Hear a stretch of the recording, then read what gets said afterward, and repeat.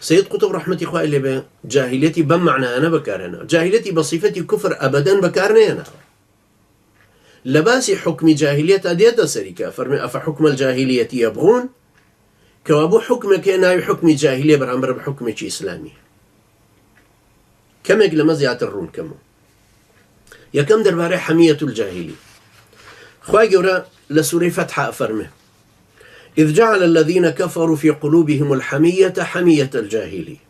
فأنزل الله سكينته على رسوله وعلى المؤمنين وألزمهم كلمة التقوى وكانوا أحق بها وأهلها وكان الله بكل شيء عليم أم حمية الجاهلية ليرة كباسي حديبية بيغمر إخوة عليه الصلاة والسلام وصحابة برزانة لخزمتي أبون أتشون بو كعبة صفتي جهبك مالي خوايا بو همو أهل جاهليته أوانا يكتريانا كشت كهاتنا كعبة قاتلكي خوي أبيني غيري يجول الرقي هلسا والله هيج تجي برانبرنا أكرتو أوانا كدجمن كاري يكتريبون توافيان لكعبة أكردو يكتريانا بيني قدري كعبيان بمشي ويللا بلام أم جاهليته كخاوني أم حمية الجاهلية نيهش بيغمر إخوة عليه الصلاة والسلام ومسلمان كان برون توافك بكن وقربانيا كان ين لمكة بكن بقرباني لبر هر لحديبي هر لو شونا قربانيا كان ين كردو إحرام ين كردو أما يك إخوة قرباسي كافر ما إخوة قورا إذ جعل الذين كفروا في قلوبهم الحمية حمية الجاهلي حمية الجاهلي يعني التعصب الجاهلي يعني الدمارجيري جاهلي يعني أو ديدو تيروانين جاهلي كلا سريبون وكو ديدو تيروانين يشي فلسفي نالم طبعا بمعنى فلسفيك يعني أوي كلميش كيانا هيا درباري جيانو قردون وإنسان وأمان دوهم أو انتمائك هيا نبو قبيلة كان إخوان انتمائك جاهلي أو الرفتارش كأي كان رفتارك جاهلية طالما إيوانات واننواب وألزمهم كلمة التقوى وكانوا أحق بها وأهلها أما مسلمان برزانا ناشي وكو أوان بن بوي ناشي بزورة ملي برون أم إيشبك وأو حمية الجاهلية تشيانية أمان أهلي تقوان أمان لسر كلمة تقوى كيش ينقرتو كلمة تقوى كيش وحيا كي كديدي تروانينا كيان براسكاتو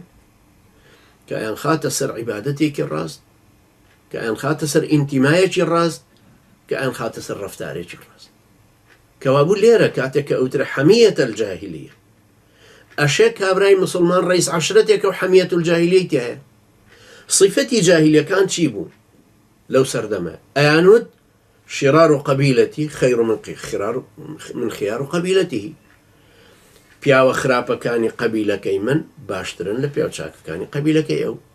أو مضر والربيع يا أو غطفان وتميم إستا أمدي من هرماوة إستا كابرايك أليه آل سعودة كي خوان باشترن ل بيغمرية جيتر لبياو شاجي قطري إستا كابراي برزاني أليه نخوانواريشي آل برزاني من باشترە لە پیاوچاکێکی خاوەن شەونێژی سۆرانی یا هینی ڕێکانی یا هی زێباری یا سوورچی ئەم قەبیلەکەی خۆی کە پێم پەسەندە ئەمە بریتیە لەو تەعەسوبە جاهیلەی کە هەیە کابرا کوردە لەم کوردایەتیە فشەیە گەورە بووە لەبەرەوە پێی وایە مسڵمانە و نوێژی ژەکە دژی تورکە دژی عەرەبە دژی فارسە لەبەرەوە وڵاتیان داگیر کردوین باشە وڵاتیان داگیر کردوین ناهەقیە بەڵام معنایوانیە کافرێکی کوردی باشتر بێ لە مسڵمانێکی تورک و عەرەب و فارس ئەمە حەمیەتە الجاهیلی ئەم حەمیەتە الجاهیلی ئێستا ورتریشی بکەمەوە لە قەبیلە بۆ قەومەکە بۆ حیزبەکەی کابرایەکی ئیسلامی سیاسی یا مەدخەلیەک پێی وایە ئەو تەعەسوبەی کە هەیەتی دژی سۆفیەک دژی ئیخوانیەک دژی جیهادیەک ئەمە هەر بریتیە لە حەمیەتە الجاهیلیەتەک چونکە ئەمەش حەقی پێ قبوڵ نییە ئەڵێ یەکێکی شڕواڵ کورتی ڕیژ درێژ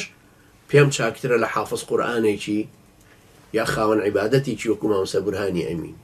یا حافظ قورئانێکی وەکو کاک سالم الحاجی لای یەکگرتو پێم مهمترە لە کابرایەکی ساحب زوهد و تەقوا لای سۆفی پێم چاکترە هزار قات لای ئەوەی کە خۆی پێڵە خەوارج. ئەمە حەمیەت الجاهیلیە. ئەم حەمیەت الجاهیلیە لە لای کۆمەڵ هەیە، لە لای یەکگرتو هەیە، لە لای سۆفی هەیە، لە لای ئەوانەی تر هەن کە واد لێ دێ خەتەکەی خۆت و قەومەکەی خۆت خەڵکەکەی خۆتت پێ باشترە بێ، لە ناو حیزبەکەشا خەتی خۆتت پێ باشترە بێ لە خەتەکانی تر. ئەمە تەعەسسوبی جاهیلیەکەیە، ئەمە بریتیە لە حەمیەت الجاهیلیە. حەمیە خۆی لە ئەسڵە لە حیماوە هاتووە، لە حەما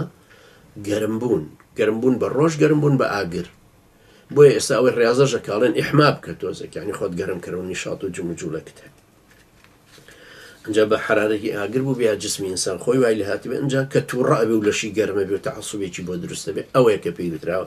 حەمیەت الجاهیلیە. سەبەبەکەشی چییە؟ جەهلە، دەمارگیریە، خۆ بە چاکتر زانینە، لوودبەرزیە، ئەم سیفەتانەیە کە وای لێ کردووە ئەو خەڵکە وابن. بۆیە هەر لەو سڵحی حودەیبیە عربەکان قبولیان نەکرد کە پێغەمبەری خوا عەلەیهی سەڵات وەسەلام نووسی بسم الله الرحمن الرحیم لە ئیتیفاقیکە وتیان نابێ ئەمەمان قبول نی بسم الله کە بسڕەرەوە وابێ بژنووسی بسمک اللهم. چونکە عربەکان باوەڕیان بەوە هەبوو، قوڕیش باوەڕی هەبوو کە خوای گەورە لە ئاسمانە و هەیە، ناویشیانە هێنا، لەبەرەوە باوەڕیان مابوو کە هەر بسمک اللهم بنووسرێوتەوە. ئەوەش لەسەر حەمیەت الجاهیلیەتەکەی خۆیان بوو کە ئەمە حەمیەیە، تەعەسسوبە و حەفیظەة الجاهیلیە، یعنی وەکو کابرایەکی کورد غیرەتەی گرێ لەسەر قەومەکەی خۆی. ئەم غیرەتە جاهیلیە. طبعاً غیرەت بە چەندین مەعنا هەیە. غیرەت ئەوەیە کە ئینسان بە غیرەت بێ لەسەر ناموس و شەرەفی. لە کوردی ئەڵێن بە غیرەت یعنی ئازا و جوامێرە و بە جەرگات توانێت پەلاماری دوژمنەکەی بدات و یا پەلاماری شێرێک بە، ناترسێ، شەوە ڕواتە دەرێ بە غیرەت. بەڵام لێرە مەبەست لە حەفیظەة الجاهیلیە، یعنی غیرەتی جاهیلی کە بۆ قەومەکەی خۆی هەیەتی. لە بەرامبەرە دعوة إسلامية كلمة التقوى كبريتية السكينة والاطمئنان وضبط النفس. هروها تعصب جاهلية كبريتية لوي كوتو. أما بشويش قشتي تعصب جاهلية كي. سيد قطب رحمة إخوائي لبك باز لم حمية الجاهلية كاتوا بو مسلمانان شروكو شين كردوا أوا فرمي جاري واهي لمسلمانان أم حمية الجاهلية هرواهي بلان بيناتش تدروا الإسلام. هەروەکو ئێستا کە باسم کرد لە کوردستانی ئێمەیە تعەسسوبی قەبەلی هەیە، تعەسسوبی قەومی هەیە، تعەسسوبی خەت و خەتوتی حیزبی هەیە، تعەسسوبی شێخی خۆی هەیە، خەت و ئەوانەی خۆی هەیە، بەڵام بەوە پێی ناچێتە دەرەوە لە ئیسلام. سەید قوتب کە جاهیلیەتی حەمیەی جاهیلیە بەکاردێنە بەمە بەکاری